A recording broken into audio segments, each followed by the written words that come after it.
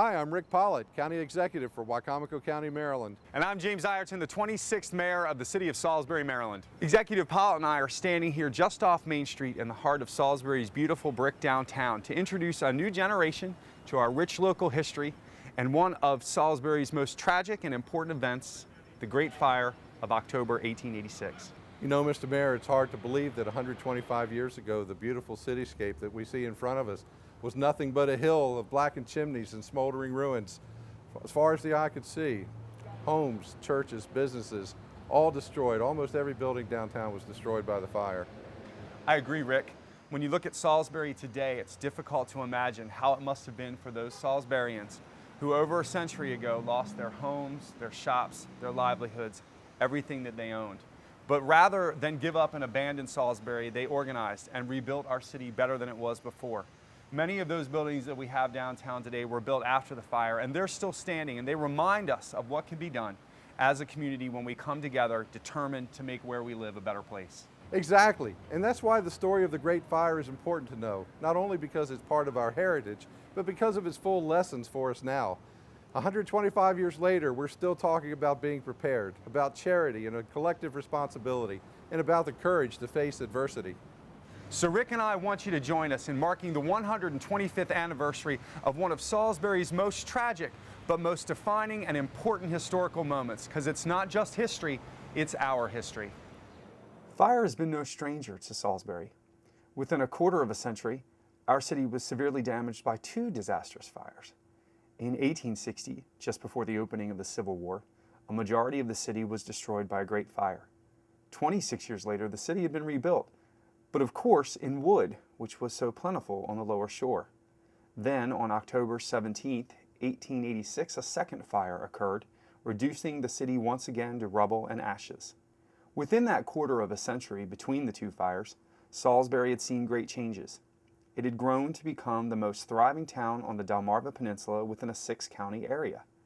The city also had a brisk trade, due in large part to the coming of railroads, which made Salisbury the literal hub of Delmarva. Its population had grown from about 1,000 in 1860 to 3,000 in 1886. Salisbury had become a peninsular metropolis, catering to a largely rural population of farmers, mariners, and watermen. Salisbury had gone from being a small village straddling the borders of Worcester and Somerset counties to becoming the county seat in 1867 of the newly created Wicomico County, with the finest courthouse in the entire state. In its rush to newfound prosperity, the city had not considered the disadvantage of having a city constructed of wooden structures hastily built and crammed tightly together, a situation tailor-made for a disastrous fire. The post-Civil War period had bred a sort of complacency among the Salisbury citizenry, which had more wealth than ever before. So it was no surprise that on Sunday evening, October 17, 1886, when the city listened calmly as the church bell rang at about 7 p.m., there was no thought of any imminent danger. The city believed its populace was merely being beckoned to evening church services. In reality, the church bell of St. Peter's Episcopal Church was clanging to alert the people of Salisbury that a fire had begun near the waterfront of the Wicomico River. The fire had begun in the stable of S. Frank Toadvin on Dock Street, in the extreme lower area of the land between the two prongs of the Wicomico River. The fire company was notified and immediately sent out its Silsby engine, dubbed the Steamer. The engine, however, did not work. Yet just 2 months prior to the fire, the city board had requested the chief of the fire department to clean up and put the fire engine in thorough repair as early as possible. A newspaper account of the time stated that the fire engine had been allowed to become rusty and was useless in helping to extinguish the fire. The flames quickly spread to the nearby homes and stores, which were constructed of wood. A prolonged period of drought had made the structures dry as tinder. Add to that the fact that a strong breeze was blowing and the flames easily spread from one structure to the next, moving in a north and northeasterly direction. The wind could not have been more cooperative in permitting a total destruction of the town. The townspeople were described as being struck by terror and nearly crazed with fear. Loud booms shook the ground as barrels of gunpowder and oil exploded into flames. Runaway horses and terrified livestock ran wild in the streets.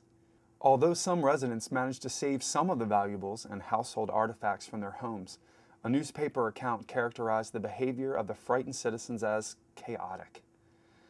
Many threw furniture into the street where it was engulfed by the advancing flames. Others stood by, doing nothing, transfixed by the magnitude of the fire. The city's hotels, banks, churches, businesses, and dwellings were all swept away. Only 2 small stores escaped the general destruction. Fire engines came from Crisfield, Pocomoke City, and Wilmington, Delaware, but all they could do was play in the ashes, as the fire had advanced too far to save the majority of the town. The flames raged on as long as they had anything to feed upon. The smoke and the flames of the fire could be seen for a long distance, as people drove as far as 10 miles to see the burning town. Assistance from the neighboring towns of Crisfield and Pocomoke City and from Wilmington came promptly, but their actions were not enough to stop the raging fire. Many of the city's men camped out while women and children went to the houses in the suburbs on the other side of the river, in the newly growing Camden area. At midnight, the fire was still raging, and there seemed to be no hope of staying its progress. Bucket brigades tried in vain to stop the spread of the fire. By the end of the first evening, it looked as if there would be total destruction. The heroic efforts of the fire companies, however, had been able to cordon off the new courthouse and save it from the general conflagration. No lives were lost as far as could be determined. After 17 hours, the fire was quelled. By that time, 22 acres of the center of Salisbury had already been burned. Among the photographs taken of the burned out area is a panoramic view which provides a surrealistic touch, with the new courthouse standing starkly surrounded by the remains of the burned out business district, much like Gone with the Wind's burned out Atlanta. The total property loss was placed at $1 million, with only half the amount insured. Following the fire, Salisbury was rebuilt, but this time in brick, as a new fire code mandated that no frame structures could be erected within a certain area of the city. Salisbury historian Richard Cooper summed up the fire saga saying that the fire really marks the transition of Salisbury from a country town to a modern city. The fire of 1886, although a disaster for the time, is in part responsible for Salisbury's continued growth and development. Later fires would be quickly curtailed by a watchful fire department and citizenry. Luxurious houses began to crop up in Newtown and in the Camden area, and strong brick-built businesses formed the backbone for a new Salisbury.